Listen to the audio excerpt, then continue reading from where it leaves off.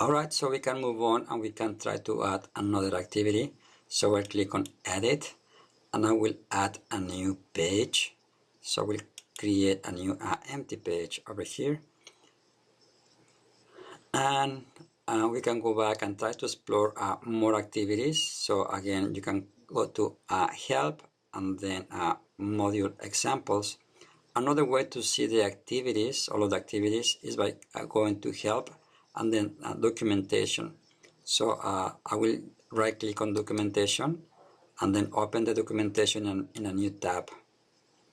I will go to that tab and you can see right here all of the documentation of mAuthor. So you can take a look to all of the different modules within the modules description section. So right here. So these are the different types of modules. The ones that we are working on are the activities modules. So you can see all of the information for the different types of activity modules. So that's another way to access the documentation for each of the modules. But again, another way to do it is by looking at the different samples provided by mAuthor. Again, the samples are within the help menu and then click on module examples.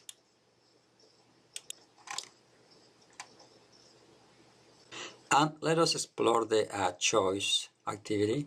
So I will click on the example lesson. So we have a few pages of examples. So you can see that it provides multiple choice, selecting only one or selecting multiple choices. These are called radio buttons or check boxes. And you can also add graphics to the choices.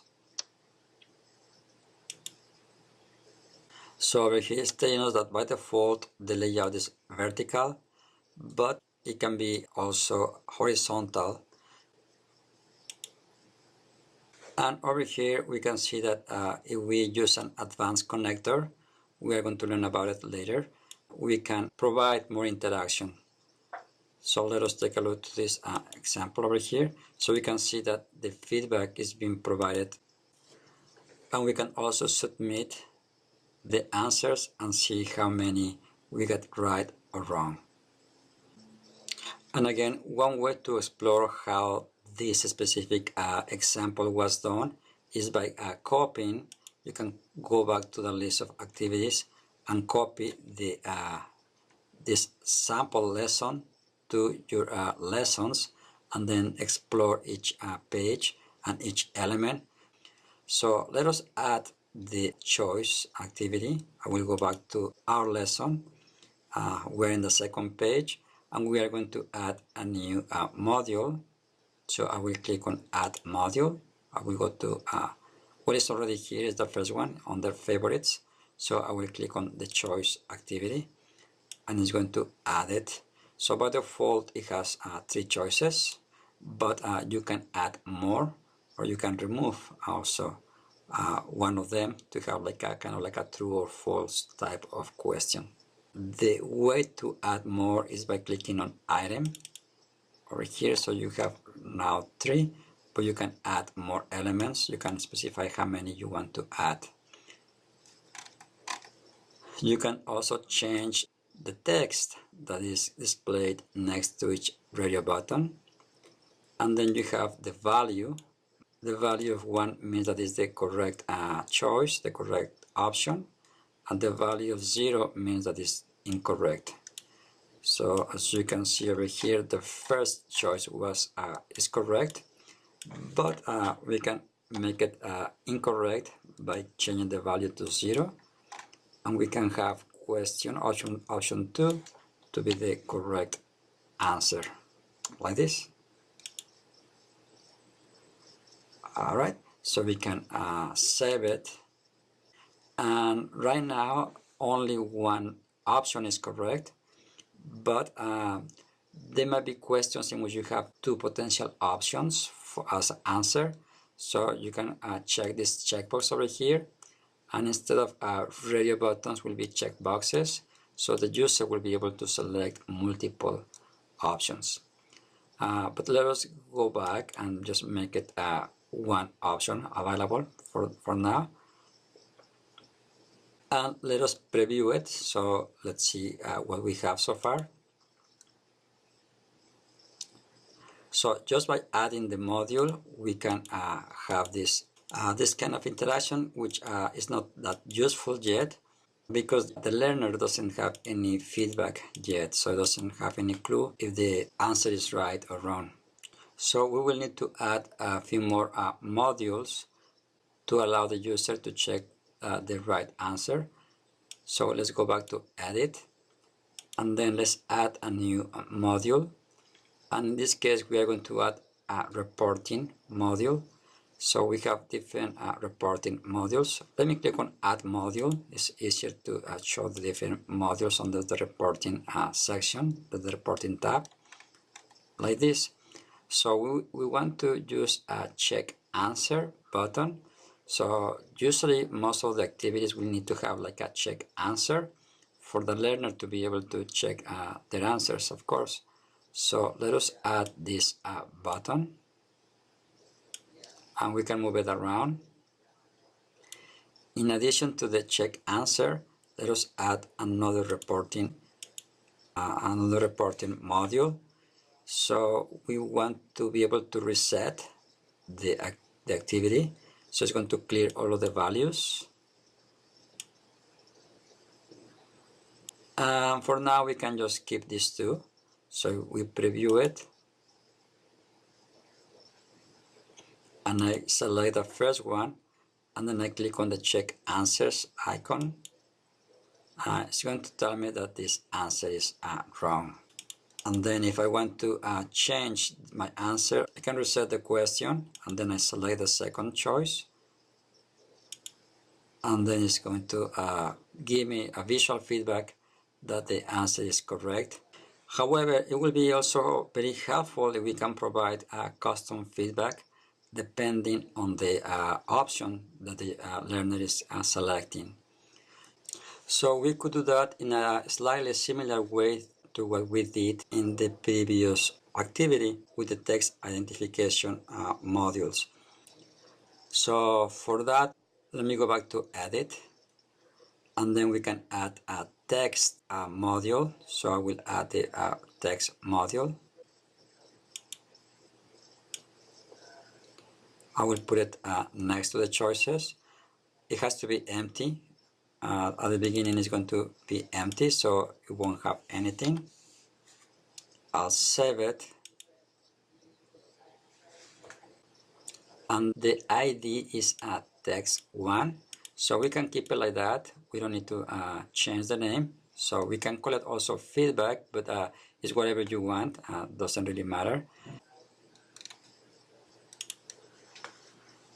So we want to provide custom feedback based on the option that the learner clicks on. However, the multiple choice component doesn't work as the text identification component, so it doesn't have a way to select or unselect, because there are multiple items, right, in this module. In the other one, it was only one item, so it's easier to find out whether this item is selected or deselected. So over here, in order to make the connection within the option that the learner is clicking on and the custom feedback provided, we need to include a module that is called the advanced connector. So you go to a module, and then go to add module, and go to the scripting tag. The first one in the top left corner is the one that we need. This advanced connector is going to create a connection between two different components in mAuthor. So we need to connect this multiple choice component to this text component. And it will not be displayed, so this icon is only for us to know that this is the advanced connector, but it's not going to be displayed in the final output. So we can just double click on it. So we can see that all of the scripts are going to start with a event start, and then after the event start we have the source. The source is going to specify the element or the module we are evaluating. So in this case the source is going to be the module with the ID of choice 1, which is this multiple choice element. So if I close this script for now, I will save it, and then I will click on this component over here. You can see that the ID is choice 1. So that's the element that we are referencing in the advanced connector. So we want to associate choice 1 with text 1. So we are going to be using these two IDs, text 1 and choice 1. Right? So I will double click again in the advanced component. So the source in this case is choice 1. We want to evaluate this component, and we want to know whether the answer was right or wrong. So remember that we selected option 2 as the right answer. So whenever the learner clicks on any of these options, any of these radio buttons, it's going to submit a 0 if the answer is incorrect, or a 1 if the answer is correct. So the score of 0 will be sent to the advanced component. From the multiple choice is going to be sent to the advanced component as a 0, again if it's incorrect, or as a 1 if the user, if the learner, selected the right answer. So this over here, this line over here, is checking whether the learner selected the right answer, because the score is of 1. So this means that the learner selected the right answer. So now within the script start section, we can add our custom feedback. Unfortunately, we cannot add it as we added it in the text identification module. You remember we added like this before. We have the ID. In this case is text1 that set text, and then the feedback that we want to display.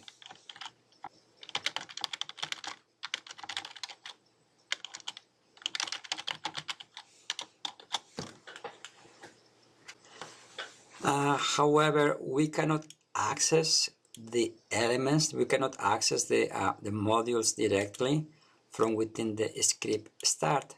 We cannot do something like this. So this text editor by default is giving us the example of how we can access these modules. So we need to use something like this. And then in parentheses we need to use the module, the ID of the module.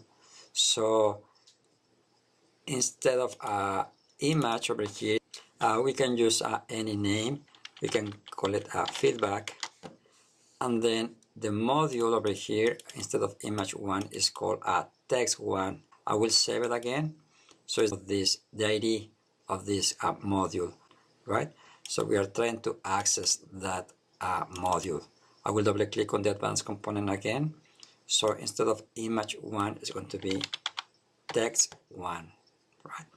So we want to do this first, and then this line of code over here, I need to move it below that line, and I will replace this image show. This is just for the example that this text editor provided, so I can replace it. Instead of this text1, we are going to use feedback like this. So this is the syntax. So this feedback over here is accessing the module with the ID of text1, and once we have that, this is called a variable. Once we have this variable, we can use the set text. just as we use it in the text identification component. And within quotes and parentheses, we can display the message that we are going to display whenever the learner got the right answer. And we know that this is the right answer because the score over here is 1. So if I save it and then preview it, you will notice that nothing happens when I click on the wrong choices, but when I click on the right one, I get the feedback. Right? So this is the feedback that gets displayed when I click on the right option. Now let us display feedback for the wrong options. So I will go back to edit mode and I will double click on the advanced connector again, and I will copy this whole section over here because we need to have something similar for the situation in which the learner selects the wrong choice. So I will just copy and paste. So again, the source is the same. It's still choice 1. This component over here is choice 1.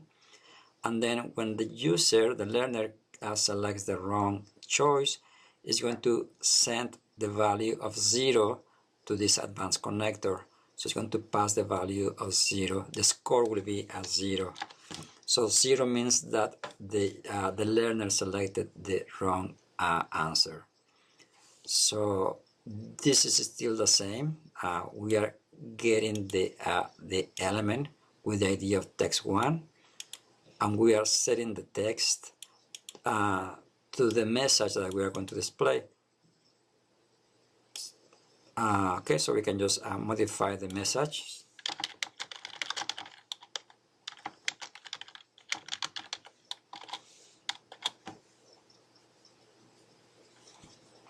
Alright, so just make sure that you don't miss any double quote or a single quote and that the spelling is correct.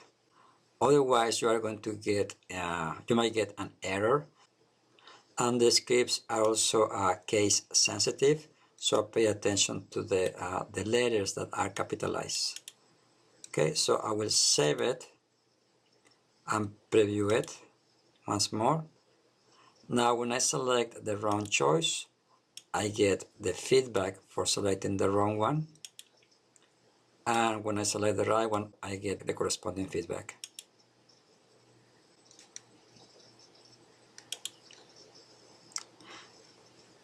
Now, if you want to provide a custom feedback based on the option that the learner selects, like if they click on option 1, you might provide a different feedback than if they click on option 3. That is also possible. For that, instead of using the score, you can use the item number. So let me demonstrate that. I will double click on the advanced connector again.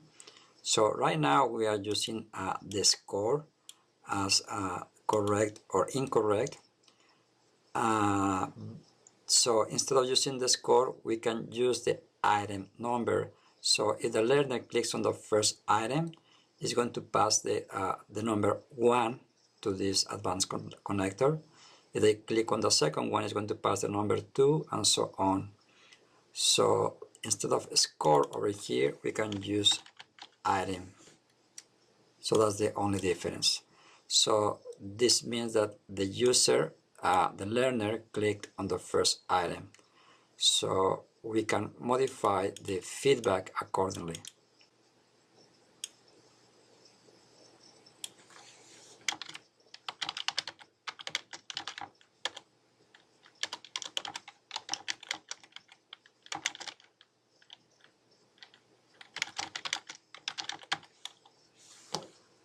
Alright, so we have custom feedback, and we will need to add another one for item 2 and another one for item 3. So we're going to change the score from, the score is going to be item, and it's going to be item 2. and item 2 is the right answer.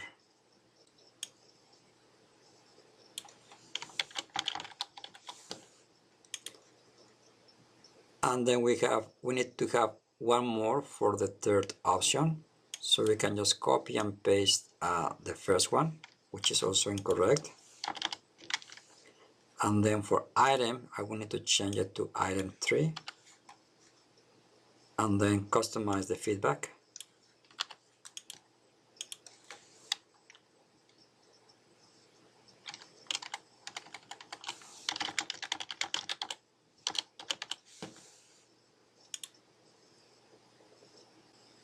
And then save it.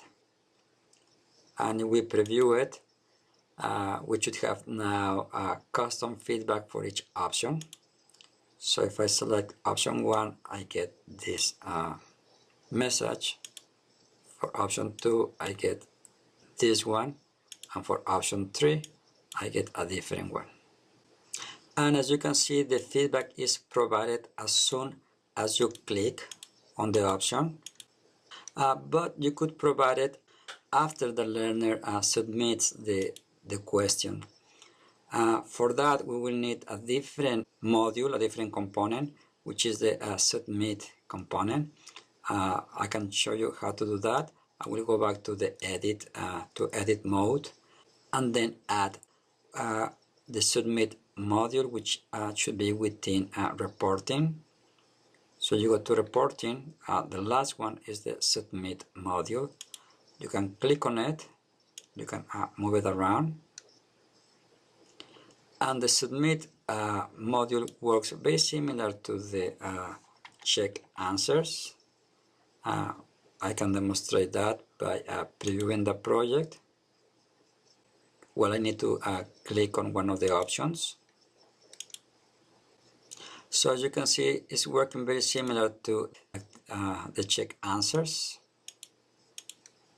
The main difference is that this submit module interacts with the advanced connector.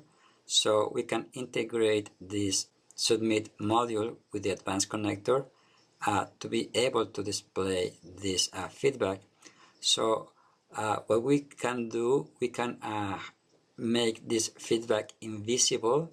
It's going to be invisible, and only when the learner clicks on this button, we are going to show it. So that's what we are planning to do. To make any module invisible, you need to be in edit mode, and then click on the module that you want to hide.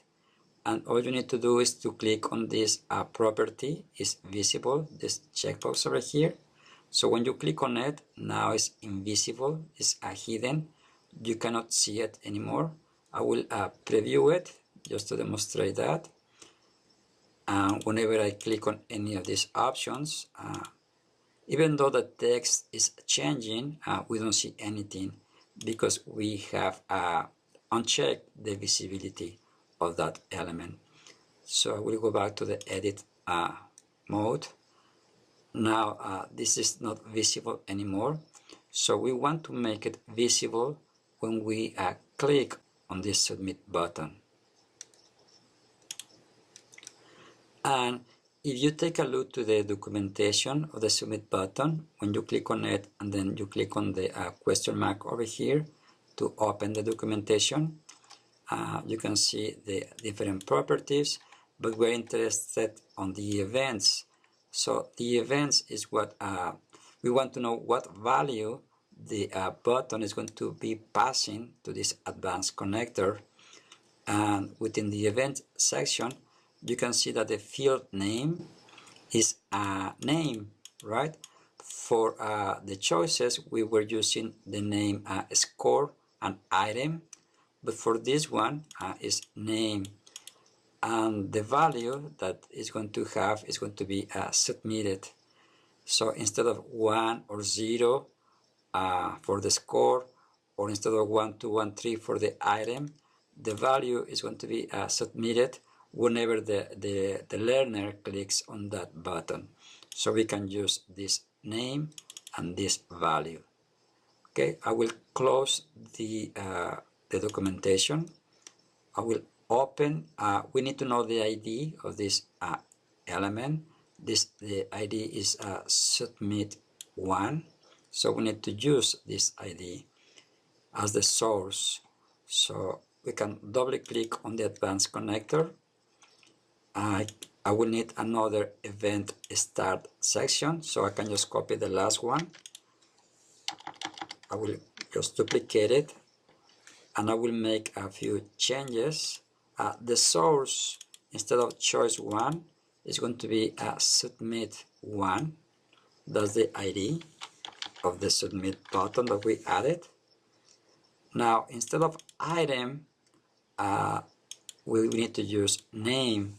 That's the field based on the documentation. And the value, actually I forgot the value. That's okay, I can leave it like that for now. I will apply and save it, and then I can go back to the documentation. I click on the submit button and click on the question mark. The value has to be submitted, so I can just copy it, and this is the field name that we were using, name. So we need to use this value. I will double click on the advanced connector again. So the value, well, it didn't copy it to the clipboard, so we need to type it, submit it. So that means that whenever the user clicks on the submit button and sends the value of submitted, something is going to happen. And what is going to happen is that we are going to display the feedback. We are referencing the feedback in this way. But instead of setting the text of the feedback, what we really want to do is to show it. So I will use the show command like this, feedback.show. And this is going to display the feedback. I will save it and let us test it.